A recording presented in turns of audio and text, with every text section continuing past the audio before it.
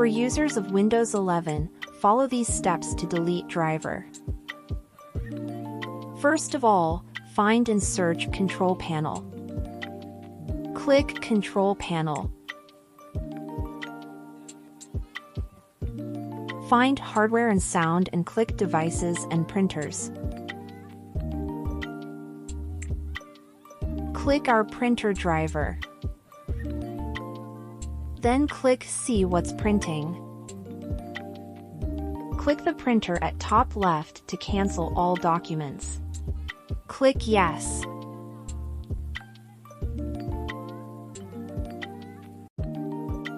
Then right-click the driver and choose Remove Device.